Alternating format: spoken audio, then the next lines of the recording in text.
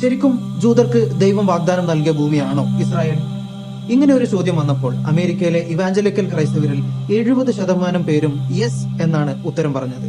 എന്നാൽ ഇതേ ചോദ്യം ജൂതരോട് ചോദിച്ചപ്പോഴും യെസ് എന്ന മറുപടി പറഞ്ഞത് വെറും 32% പേർ മാത്രമാണ്. ഒരു ജൂതരാഷ്ട്രം ദൈവത്തിന്റെ വാഗ്ദാനമാണെന്ന് ജൂതരെക്കാൾ കൂടുതൽ വിശ്വസിക്കുന്നത് ഒരു വിഭാഗം ക്രിസ്ത്യാനികളാണ്. ഇതെങ്ങനെ സംഭവിച്ചു? ഡിസ്പെൻസേഷണലിസം എന്നാണ് ഈ സിദ്ധാന്തം അറിയപ്പെടുന്നത്. ഇതിന്റെ ആളുകൾ അവരെ സ്വയം വിശേഷിപ്പിക്കുന്നത് ക്രിസ്ത്യൻ സയനിസ്റ്റുകൾ എന്നാണ്. Do you know how many Christian Zionists there are in the world? 700 million. അമേരിക്കയിലെ ഇവാഞ്ചലിക്കൽ ക്രൈസ്തവരിൽ വലിയൊരു വിഭാഗം ഈ സിദ്ധാന്തം പിന്തുടരുന്നത് നമുക്ക് കാണാം. ഇവിടെ നമ്മൾ ഒരു കാര്യം ഓർക്കണം. ലോകത്തിലെ ഏറ്റവും വലിയ ക്രിസ്ത്യൻ വിഭാഗങ്ങളായ കത്തോലിക്കർ, ഓർത്തഡോക്സ് സഭ, മെയിൻ ലൈൻ പ്രൊട്ടസ്റ്റന്റ്സ് തുടങ്ങി ലോകത്തെ ഭൂരിഭാഗം ക്രൈസ്തവരും ഈ സിദ്ധാന്തം തള്ളിക്കളഞ്ഞതാണ്.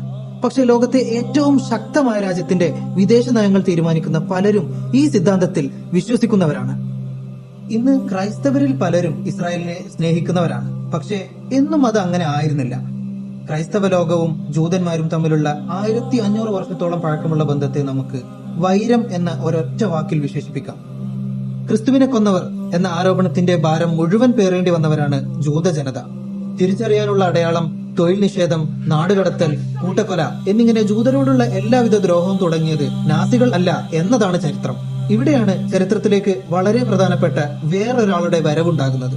ജൂതർ ദൈവിക പദ്ധതിയിലെ അനിവാര്യമായ ഒരു ജനതയാണ് എന്ന് പ്രഖ്യാപിച്ചുകൊണ്ട് അതുവരെ ഉണ്ടായിരുന്ന ജൂതവിരോധത്തെ മുഴുവൻ അയാൾ മറിച്ചിട്ടു. ജോൺ നെൽസൺ ഡാർബി എന്ന പുരോഹിതൻ സഭയുമായി ഉടക്കുന്നു. സഭ വഴിതെറ്റിയെന്നും അതിന് ദൈവവുമായുള്ള ബന്ധം നഷ്ടപ്പെട്ടുവെന്നും പറഞ്ഞായിരുന്നു ആ വഴിവിരിയൽ. അധികം വൈകാതെ കുതിര സവാരിക്കിടെയുണ്ടായ ഒരു അപകടത്തിൽ കാലൊടിഞ്ഞ അദ്ദേഹത്തിന് മാസങ്ങളോളം തന്റെ മുറിയിൽ ഒറ്റയ്ക്ക് കഴിയേണ്ടി വന്നു. ഈ സമയത്ത് അയാൾ ധാരാളമായി ബൈബിൾ വായിക്കുന്നു, പുതിയ പുതിയ വ്യാഖ്യാനങ്ങൾ കണ്ടെത്തുന്നു. ആ പുത്തൻ വ്യാഖ്യാനങ്ങൾ പ്രകാരം ദൈവം മനുഷ്യ ചരിത്രത്തിൽ ഇടപെടുന്നത് വ്യത്യസ്ത കാലഘട്ടങ്ങളിലൂടെയാണ്. സഭ എന്നത് വെറുമൊരു ഇടവേള മാത്രമാണ്. ദൈവ പദ്ധതിയുടെ യഥാർത്ഥ കേന്ദ്രം ഇസ്രായേലാണ്. ആ പദ്ധതി ഇനിയും പൂർത്തിയായിട്ടില്ലെന്നും ഡാർബി സമർത്ഥിച്ചു. ഡാർബി ഈ വ്യാഖ്യാനം ഉണ്ടാക്കിയ സമയം വളരെ പ്രധാനപ്പെട്ടതാണ്. 1800കളിൽ യൂറോപ്യൻ ശക്തികൾ മിഡിൽ ഈസ്റ്റിൽ കണ്ണുവെക്കുന്ന കാലം. ജൂതന്മാരെ ഫലസ്തീനിലേക്ക് തിരിച്ചു കൊണ്ടുവരണമെന്ന ആശയം രാഷ്ട്രീയ വൃത്തങ്ങളിൽ ഉയരുന്ന കാലം. ആ കാലത്താണ് ഒരു പുരോഹിതൻ ജൂതർ ആ ഭൂമിയിലേക്ക് തിരിച്ചു വന്നാൽ മാത്രമേ ക്രിസ്തു ഭൂമിയിലേക്ക് മടങ്ങി വരികയുള്ളൂ എന്ന് ബൈബിളിൽ നിന്ന് കണ്ടെത്തുന്നത്. പലതരം ബൈബിൾ കോൺഫറൻസുകളിലൂടെയും പുരോഹിതരുമായുള്ള കൂടിക്കാഴ്ചകളിലൂടെയും ഡാർബി തന്റെ സിദ്ധാന്തവുമായി ലോകം ചുറ്റി. അമേരിക്കൻ ഇവാഞ്ചലിക്കൽ വൃത്തങ്ങളിൽ അത് ആഴത്തിൽ വേരൂന്നി. പതിയെ ആ സിദ്ധാന്തം ഒരു പ്രസ്ഥാനമായി മാറി. ആ പ്രസ്ഥാനം അമേരിക്കയുടെ മണ്ണിൽ ആഴ്ന്നിറങ്ങി ലോകക്രമത്തിന്റെ ഗതി തന്നെ മാറ്റി.